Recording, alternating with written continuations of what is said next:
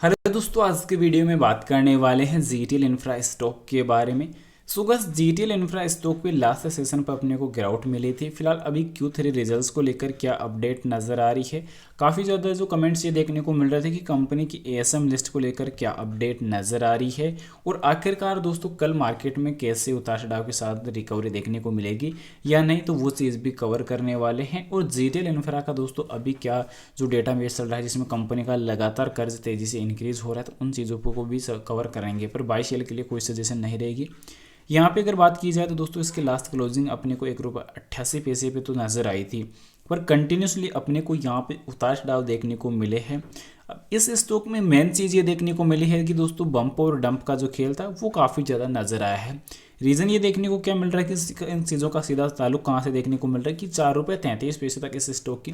Top price अपने को नज़र आती है और 52 सप्ताह का लोवेस्ट जो प्राइस है वो 1 रुपये 45 पैसे। अब ये प्राइस जो 4 रुपये 33 पैसे वाली अपने को जो नज़र आई थी वो काफ़ी लंबे वक्त पहले देखने को मिली है। और इसी का जो टाइम पीरियड है मैं आप लोगों को मैं बता दूँ तो फिलहाल जो रहेगा 5 जुलाई को। अब 5 जुलाई को दोस्तों ये प्राइस अपने को देखने को मिली थी 4 रुपये 33 पैसे की। अब इस प्राइस पॉइंट पे तो कहीं ना कहीं लगातार अपने को ये चीज़ क्लियर होती है कि जो इतने वक्त से जो प्राइस में लगातार अपने को गिरावट देखने को मिली और इस प्राइस में यहाँ पे अगर देखते हैं तो तेजी अपने को रिकवर होती हुई 2 रुपये 20 पैसे 30 पैसे तक देखने को मिली थी। पर उसके बाद वापस गिरावट नजर आई थी और गिरावट को वापस रिकवर होते हुए देखने को मिला था कि ये लगातार 17 सेशन के अंदर एक अच्छी तेज़ी इस स्टॉक पे देखने को मिली थी, जिससे बम्प और डंप का जो खेल था वो क्लियर हुआ था और इस चीज़ से पता चला था कि लगातार 17 दिन तक इस स्टॉक में तेज़ी अपने को मिली थी। उसके बाद अगले सुबह देखने को ये मिला था कि कंपनी ने कर्ज का डिस्क्लोजर जारी कर दिया है और कंपनी ने ये बताया कि कंपनी के ऊपर कर्ज काफ़ी ज़्यादा बढ़ चुका है, जिसे कर्ज को रिस्ट्रक्चर करने की आवश्यकता नजर आई थी। उसी के बाद इस स्टॉक में अपने को गिरावट जो है तेजी जो थी वो थमती हुई नजर आई थी और गिरावट का जो रुख था वो बदलता हुआ नजर आया था। अब ये सीन लास्ट टाइम देखने को मिला कि कंपनी ने जब कि Q3 के रिजल्ट्स को जारी करने की प्लानिंग चल रही थी, तब कंपनी ने Q3 के रिजल्ट्स के बजाय कंपनी ने वो अपडेट जारी की जो कर्ज की थी, जो कंपनी ने बताया कि कंपनी का जो कर्ज है वो फिर से बढ़ चुका है और कर्ज को रिस्ट्रक्चर किया जाए, आरबीआई से यह दरख्वास्त की जाती है। पर मेन चीज़ ये है ये दोस्तों अभी के टाइम जीटीएल इंफ्रा का वीक पॉइंट सबसे बड़ा ये देखने को मिला है अब तक, जहाँ तक अपन ने देखा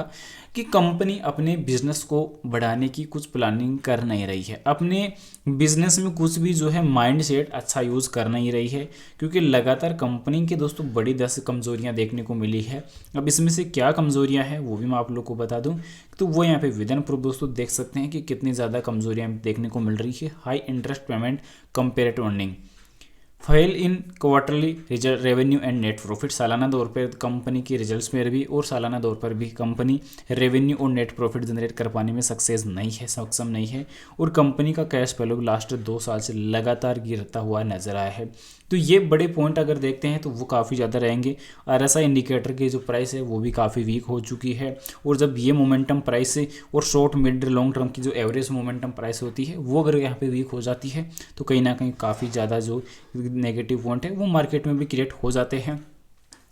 अभी के टाइम कंपनी का आरएसआई इंडिकेटर अगर हम बात करते हैं तो आरएसआई इंडिकेटर ऑलरेडी काफ़ी गिर चुका है और जब तक आरएसआई इंडिकेटर की दोस्तों रिकवरी नहीं होती है तब तक कहीं ना कहीं वॉल्यूम भी गिरती हुई नजर आई है। अब पिछले 4 सेशन की वॉल्यूम अगर देखते हैं तो कंटिन्यूसली अपने को वॉल्यूम जो है गिरती हुई नजर आई है, कमज़ोर वॉल्यूम देखने को मिली है और इसी के साथ साथ कहीं ना कहीं मार्केट का भी जो फॉल है वो अपने को डाउन साइड का देखने को नजर आया है। अब यहाँ पे मेन चीज़ क्या है कि कंपनी के 100% पहले से तो शेयर गिरवी रखे हुए हैं और साथ ही साथ कंपनी अपने कर्ज पर भी कुछ प्लानिंग कर नहीं रही, कंपनी अपने बिजनेस को इम्प्रूव करने की कुछ प्लानिंग कर नहीं रही है। पर अभी जो टेलीकॉम सेक्टर से जो अपडेट आई थी कि दोस्तों कंपनियों के जो कर्ज को माफ़ करने का और जो पेनल्टी लगी थी, ब्याज लगा था जो चल रहा था, तो उन सबको ब्याज को 50% तक माफ़ और पेनल्टीज़ को 100% तक माफ़ करने की जो पेनल्टी जो अपडेट थी वो फाइनल हो चुकी थी। एजीआर का जो अपडेट था वो फाइनल क्लियर हो चुका था। पर मेन चीज़ ये देखने को मिल रही है कि जब जीटीएल इंफ्रा जैसी कंपनियों की कहीं ना कहीं कर्ज की वजह से वैल्यू खत्म हो रही हो और कंपनी का